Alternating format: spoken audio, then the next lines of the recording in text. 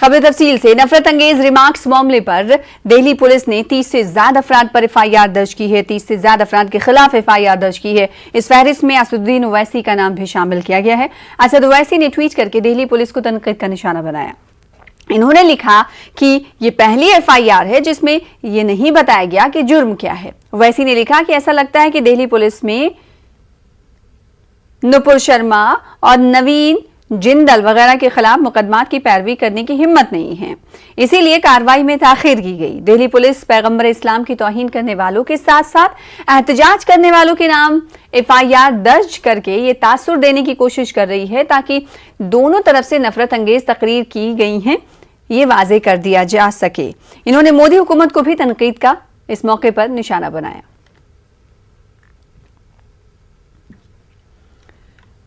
उधर एमआईएम के headquarter Darussalam में मध्य प्रदेश यूनिट के लीडरों ने असदुद्दीन ओवैसी से मुलाकात की। इस मौके पर पार्टी सदर असदुद्दीन ओवैसी ने ऐलान किया कि एमआईएम मध्य प्रदेश की 7 म्युनिसिपैलिटीज इलेक्शन में मुकाबला करेगी। इन्होंने बताया कि मजलिस आने वाले बल्दी इलेक्शन में इंदौर, भोपाल, जबलपुर, खरगोन, बुरहानपुर, रतलाम और खंडवा से अपने उम्मीदवार इंतखाबी मैदान में उतारेगी। असदुद्दीन ओवैसी ने पार्टी कारकुनों को मुत्तहिद रहने, मुस्लिम और पसमानदा तबकात की तरक्की के लिए सियासी क़यादत को तैयार करने के लिए काम करने की हिदायत दी। इन्होंने बल्दी इलेक्शन के बाद असेंबली इलेक्शन में भी हिस्सा लेने का ऐलान किया।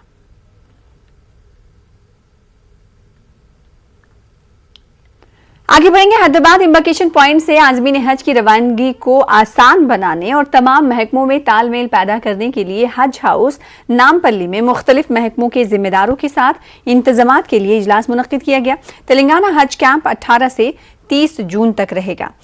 20 जून को पहली फ्लाइट रवाना होगी। इजलास में तेलंगाना के वजीर अक़लियती बहबूद, वजीर दाखिला मोहम्मद महमूद अली, एपी तेलंगाना हज कमेटियों के चेयरमैन और एग्जीक्यूटिव ऑफिसर, हज कमेटी के अरकान और 20 महकमों के ओहदेदारों ने शिरकत की।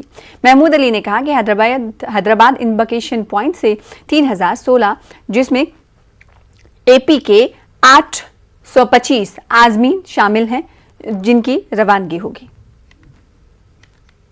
चेयरमैन साहब, आंध्रा से भी हमारे हज कमेटी चेयरमैन साहब, वक्फ बोर्ड चेयरमैन, वहाँ के सेक्रेटरी, यहाँ के सेक्रेटरी सब शरीक रहे हाजियों के इंतजामात के सिलसिले में। हिंदुस्तान में तेलंगाना स्टेट में बहुत अच्छे इंतजामात होते हैं। ये मैं नहीं कह रहा हूँ, हज कमेटी के, सेंट्रल हज कमेटी के मेंबर जब आते हैं तो मुझसे कहते हैं कि साहब आपके पास जितना इंतजामात अच्छे होते हैं दूसरी जगह नहीं है। तो यहाँ से हाजियाँ जो है तकरीबन 3000 हाजी जा रहे हैं, जिसमें 800 हाजी जो है आंध्रा के, हमारे बाकी 2200-2300 हाजी तेलंगाना के।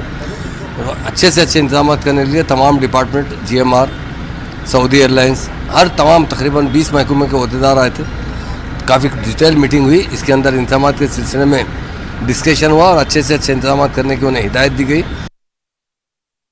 यूथ कांग्रेस के कारकुनों ने रियासती वजीर आला के चंद्रशेखर राव के कैंप ऑफिस प्रगति भवन का मुहासरा करने की कोशिश की। पुलिस ने एहतजाजियों को हिरासत में लेकर शहर के मुख्तलिफ पुलिस स्टेशन को मुंतकिल कर दिया। यूथ कांग्रेस के कारकुनों ने शहर में सनसनीखेज इज्तिमाई इस्मतदरी के मामले की गैर जानिबदाराना जांच का मुतालबा किया। इन्होंने रियासती वजीर दाखिला, वक्फ बोर्ड चेयरमैन से इस्तीफे का भी मुतालबा किया। इन्होंने हैदराबाद में खवातीन पर बढ़ते मजालिम पर तशवीश का इजहार किया। वजीर आला की खामोशी पर भी अफसोस का इजहार किया। इस एहतजाज से इलाके में कुछ देर के लिए कशीदगी फैल गई। నడిపొట్టున మరి గత వారం రోజుల్లో 5 మంది మహిళలను మానభంగం చేస్తే మరి ముఖ్యమంత్రి నిద్రపోతున్నా ఫామ్ హౌస్ ఉన్నా తెలుస్తలేదు. ముఖ్యమంత్రి ఈ రోజు వరకు స్పందించలే. రాష్ట్రంలో ఉన్న మంత్రులు స్పందించలే. మహిళా మంత్రులు అయితే అసలు వాళ్ళు మరి మహిళలా కాదా అని చెప్పి అనుమానం వస్తుంది. సాటి మహిళలకు హైదరాబాద్ నగరంలో రక్షణ లేకపోతే ఒక్క మహిళా మంత్రి కూడా మాట్లాడకపోవడం సిగ్గుచేటు. వెంటనే రాష్ట్ర ముఖ్యమంత్రి మరి స్పందించి వెంటనే మరి మసీవుల్లా ఖాన్ ఎవరైతే వక్ఫ్ బోర్డ్ చైర్మన్ ఉన్నో ఆయనను కూడా అరెస్ట్ చేయాలి. ఎందుకంటే ఈ సంఘటన జరిగింది ఒక ప్రభుత్వ వాహనంలా. మరి దీనికి బాధ్యత ఎవరు? మరి హైదరాబాద్ నగరాన్ని ఒక బ్రాండ్ తయారు చేస్తాన్న కేటీఆర్ ఈ రోజు హైదరాబాద్ నగరంలో కనీసం మహిళలకు భద్రత లేదంటే మరి నువ్వు హైదరాబాద్ నగరాన్ని ఎంత నాశనం చేస్తావో అందరూ గమనిస్తున్నారు. దీనికి నువ్వు నైతిక బాధ్యత వహించాలి. వెంటనే రాజీనామా చేయి. మహమూద్ అలీ కూడా వెంటనే రాజీనామా చేయాలి. మీరందరూ రాజీనామా చేసే వరకు కూడా మా పోరాటం కొనసాగుతుంది. ఇప్పటి వరకైనా మహిళలకు మరి భద్రత కల్పించాలి హైదరాబాద్ లో। वहीं तेलंगाना बीजेपी उमूर के इंचार्ज तरुण चुग ने तेलंगाना हुकूमत को तनकीद का निशाना बनाया। उन्होंने जुबली हिल्स रेप मामले में किसी को बचाने की साजिश करने का हुकूमत पर इल्जाम लगाया। उन्होंने इल्जाम लगाया कि तेलंगाना में जंगल राज हो गया है। साथ ही उन्होंने पुलिस को पॉलिटिकल टूल के तौर पर इस्तेमाल करने का भी इल्जाम लगाया। तेलंगाना के अंदर यहाँ की बेटियां सुरक्षित नहीं है। एक माइनर के साथ जो घटना हुई उसके अंदर पुलिस का रोल ऐसे लग रहा है जैसे तेलंगाना की पुलिस को पॉलिटिकल टूल बनाकर इस्तेमाल किया जा रहा है। कुछ खास लोगों को बचाने का प्रयास हो रहा है। कई घटनाएं सामने आ रही हैं, चाहे वो 22 अप्रैल वाली घटना हो, 28 मई वाली घटना हो, 30 मई वाली हो, बहुत दुखद है, कष्टदायक है। तेलंगाना के अंदर कानून व्यवस्था चरमरा चुकी है। इतनी बड़ी घटनाएं होने के बाद आज तेलंगाना के मां बाप अपने आप को डरा हुआ महसूस कर रहे हैं। एक भय का वातावरण पूरे तेलंगाना के समाज के अंदर खड़ा हुआ है। जहां पुलिस व्यवस्था चरमराई है, कानून व्यवस्था दिख नहीं रही, वहां मुख्यमंत्री साहब के पास इन घटनाओं पर दुख प्रकट करने के लिए चंद शब्द भी अभी तक उनके मुख से नहीं निकले हैं। तेलंगाना राष्ट्रीय समिति ने जुबली हिल्स रेप मामले पर अपोजिशन को तनकीद का निशाना बनाया। टीआरएस लीडर श्रीधर रेड्डी ने कहा कि रेप मामले का हुकूमत ने सख्त नोट लिया है और कसूरवारों को कड़ी से कड़ी सजा दी जाएगी। हुकूमत ने पुलिस से कार्रवाई के लिए इख्तियार दिया है। हुकूमत किसी को बचाने की कोशिश नहीं कर रही। साथ ही उन्होंने कहा कि बीजेपी कांग्रेस इस मामले पर सियासत करने और हुकूमत को बदनाम करने की कोशिश में लगी हुई है। इसमें किसी को बचाने की जरूरत किसको भी नहीं है। गवर्नमेंट स्ट्रिक्ट है, सीरियस एक्शन लेने के लिए कहा है और इसके लिए पुलिस को फुल फ्रीडम दे दिए और जिसको अरेस्ट करना है कर दिए। इसमें गवर्नमेंट कहा किसी को सपोर्ट किया। इन लोगों को बीजेपी हो कांग्रेस हो, ऐसे चीज़ों को लेकर आप पॉलिटिक्स करते हो।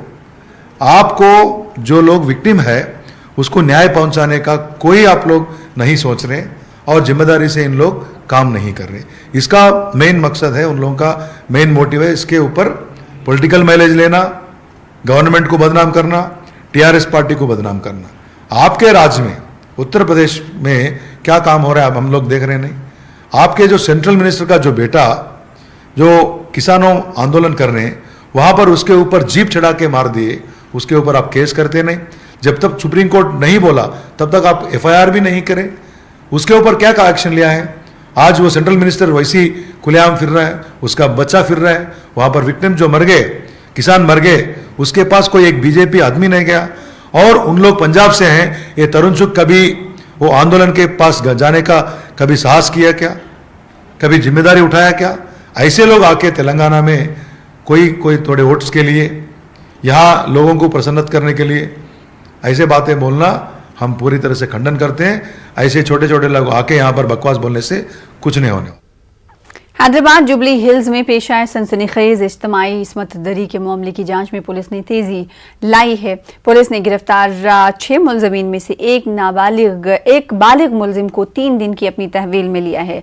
गुज़िश्ता रोज इस मुलजिम को पूछताछ के लिए तहवील में लेने की पुलिस को अदालत ने इजाजत दी थी, जिसके बाद पुलिस इस मुलजिम नंबर 1 सादुद्दीन को शहर की चंचलगुड़ा जेल से पुलिस पूछताछ के लिए ले गई है। उधर सीपीआई के कौमी सेक्रेटरी के नारायण ने इल्जाम लगाया कि तेलंगाना की गवर्नर तमिलिसाई सुंदरराजन लक्ष्मण रेखा पार कर रही हैं। नारायण ने सवाल किया कि महिला दरबार मुनक्किद करने की क्या वजह है। उन्होंने कहा कि एक तरफ बीजेपी रियासत में सियासी हमलों में शिद्दत पैदा कर रही है तो दूसरी तरफ गवर्नर राज भवन को सियासी सरगर्मियों के मरकज में तब्दील कर रही हैं। वाज़ेह है कि तेलंगाना गवर्नर ने राजभवन में महिला दरबार मुनक्किद करने का फैसला किया है। खवातीन को महिला दरबार में शिरकत के लिए पहले फोन पर मुलाकात का वक्त तय करना होगा।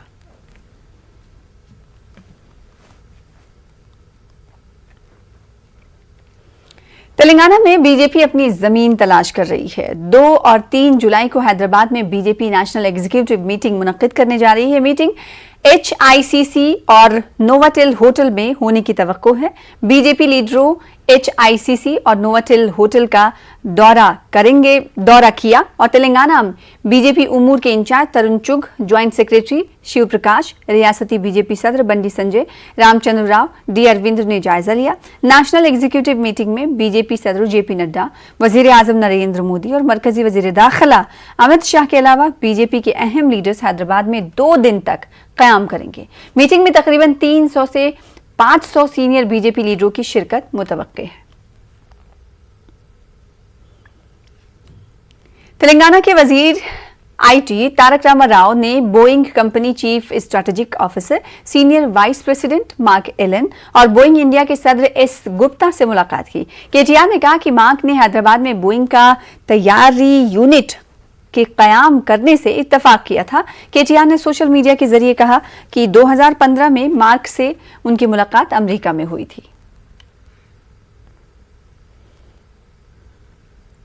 जिला जेल आदिलाबाद से जिला मंचिरियाल के कोयापोशा गोडेम से ताल्लुक रखने वाली 12 कबायली खवातीन को बुध को जेल से जमानत पर रिहा किया गया। वाज़ेह है कि नायक पोडू कबायली खवातीन जिला मंचिरियाल में काश्त के लिए जंगल की जमीन को साफ करने गई थी। महकमे जंगलात के एहलकारों ने 12 कबायली खवातीन को टाइगर रिजर्व में हथियारों के साथ दाखिल होने और दरख्तों को काट कर जंगल की जमीन पर कब्जा करने की कोशिश करने के इल्जाम में मुकदमा दर्ज किया था। इन्हें 14 दिन के रिमांड पर जेल भेज दिया गया था। कांग्रेस लीडरों ने खवातीन का इस मौके पर इस्तकबाल किया।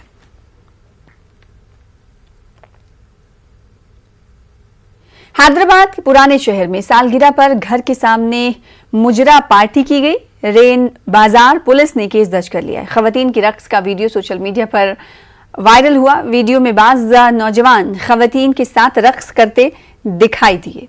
बर्थडे पार्टी पर रक्स के लिए खवातीन की खिदमात हासिल गई थी। बताया जा रहा है कि सैयद आरिफ नामी शख्स अपने बेटे की सालगिरह पर मुजरा पार्टी उसने रखी थी। रैन बाजार पुलिस ने CP एक्ट के तहत मुकदमा दर्ज किया।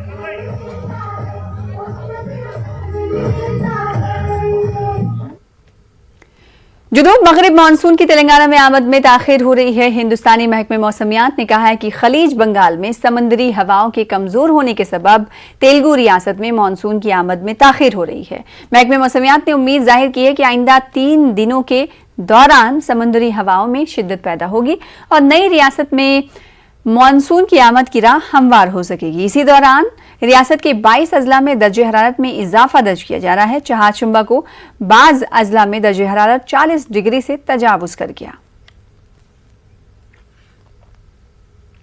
फिलहाल इसी के साथ रुकेंगे छोटे से ब्रेक के लिए। ब्रेक के बाद लौटेंगे आंध्र प्रदेश की अहम खबरों के साथ।